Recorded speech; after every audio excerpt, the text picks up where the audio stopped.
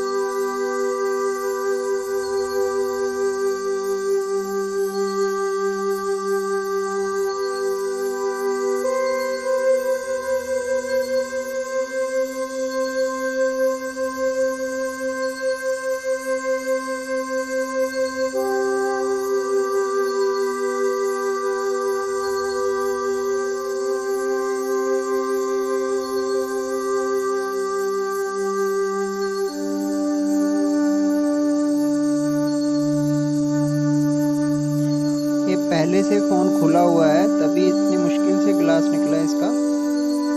अब इसके नट्स वगैरह खोलेंगे।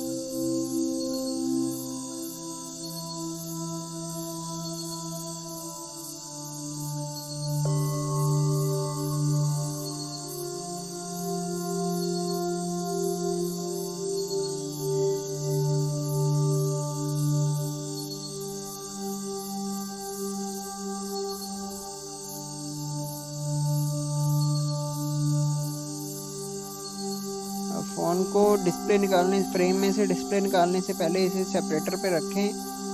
100 डिग्री सेल्सियस पे रखें। बहुत होती है हीट। ज़्यादा हीट रखने से क्या होगा कि डिस्प्ले में ब्लैक डॉट्स भी आ सकते हैं। इसलिए आप 100 हीट तक रखें, बहुत होता है। 100 डिग्री सेल्सियस पे रखें। थोड़ा सा हीट करें इसे, ताकि जो डिस्प्ले गम है वो नरम हो जाए और आसानी से डिस्प्ले बाहर आ जाए।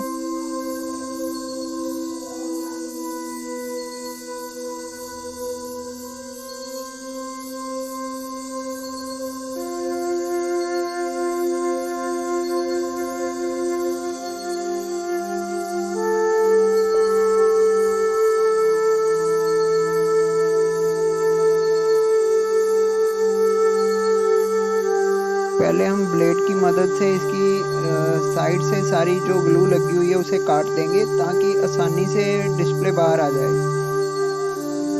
कई तरीके हैं डिस्प्ले बाहर निकालने के, लेकिन मुझे सबसे अच्छा तरीका यही लगता है। मैं हल्का हल्का इसे पहले ब्लेड से मार के इसकी गम को काट देते हैं, फिर उसके बाद इसमें एक्स्ट्रा डाल लें, प्लास्टिक पेपर डाल लें, कार्ड डाल लें। उससे आराम से डिस्प्ले बाहर आ जाएगी।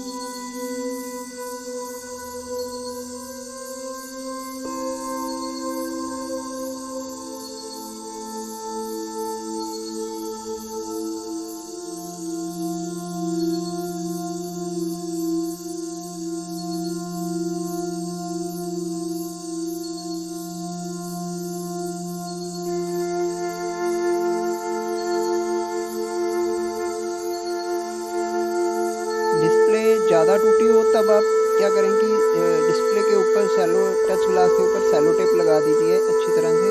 इससे क्या होगा कि जब आप इसमें थ्रेड लगाएंगे तो इसके जो टुकड़े हैं वो फैलेंगे नहीं, वो एक ही जगह चिपके रहेंगे और ग्लास निकालने में, डिस्प्ले से सेपरेट करने में आपको आसानी होगी।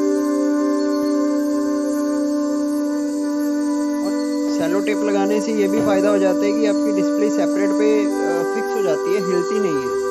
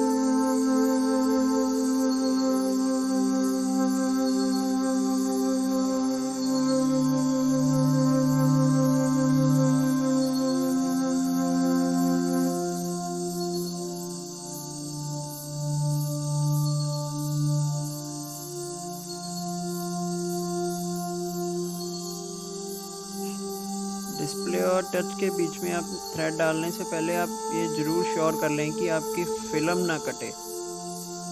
पहले एक नुक्कर से आप थ्रेड डालें, एक नुक्कर खाली कर लें, फिर आप दूसरी नुक्कर से थ्रेड डालें, दोनों नुक्कर खाली करके उसके बाद सीधा थ्रेड डाल के नीचे तक काटते जाएं।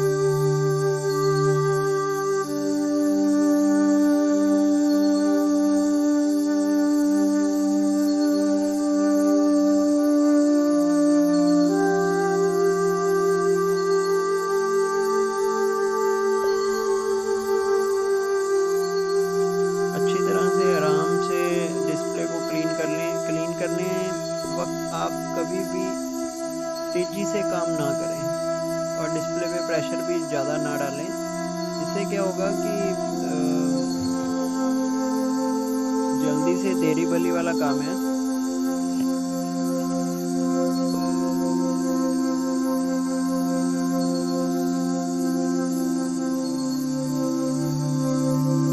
अच्छी तरह से डिस्प्ले साफ़ कीजिए आप। बाद में आपको जब नया ग्लास लगाओगे, जब यहाँ ओसी लगाएंगे तो हमें प्रॉब्लम नहीं आएगी, कोई भी डॉट नहीं रहेगा, एकदम क्लैरिटी से नया ग्लास लगेगा इसमें, जिससे कस्टमर भी खुश होगा। और हमेशा अच्छा काम करके दीजिए। 5-10 मिनट ज़्यादा लग जाएंगे तो कोई बात नहीं, लेकिन काम हमेशा अच्छा सफाई से करके दें।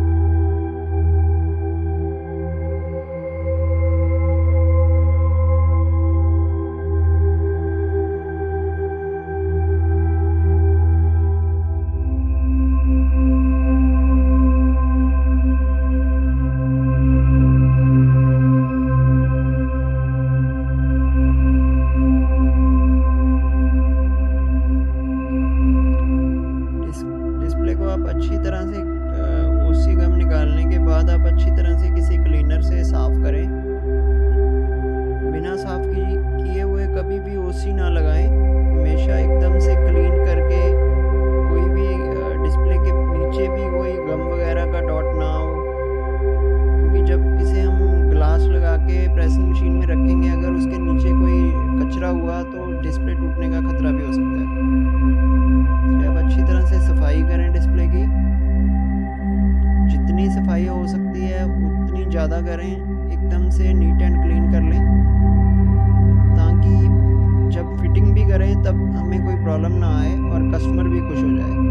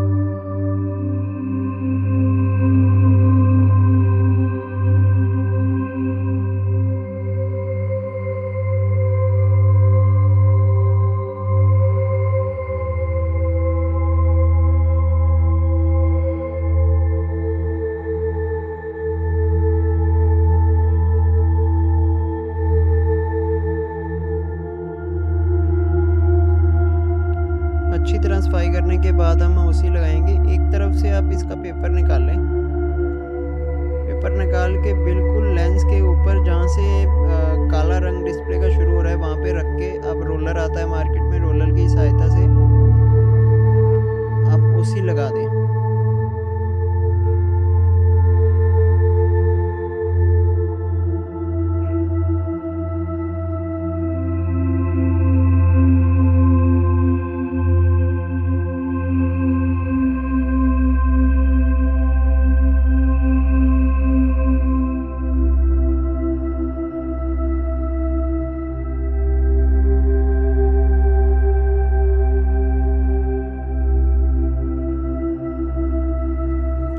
जो फालतू ओसी है उसे ब्लेड की मदद से आप काट दें। हाँ, हमेशा ब्लेड आप नया यूज़ करें, पुराना ब्लेड आपकी ओसी ख़राब कर सकता है।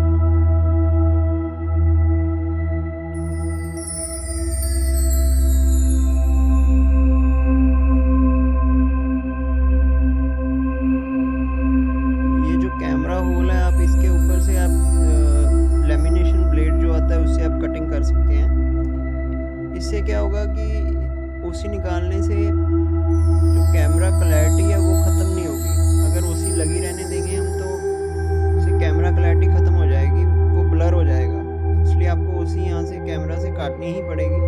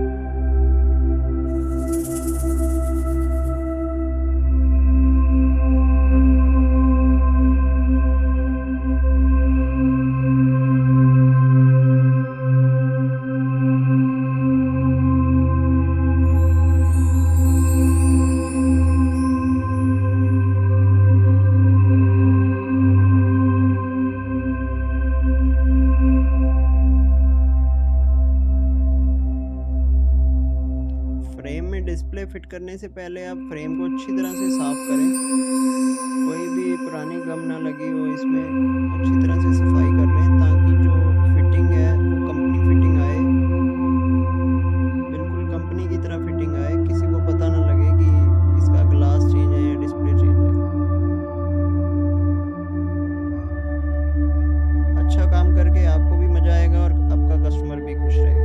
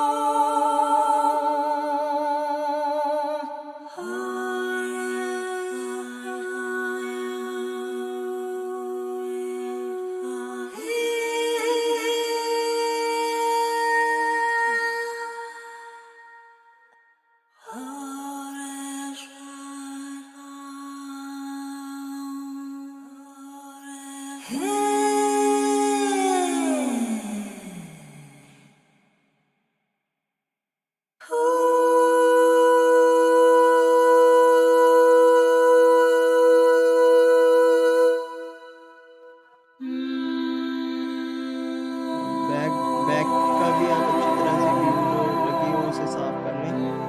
फिर ग्लू लगा के उसे ज़्यादा ग्लू मत लगाएं, ज़्यादा ग्लू लगाना भी नुकसान है और कम ग्लू लगाना भी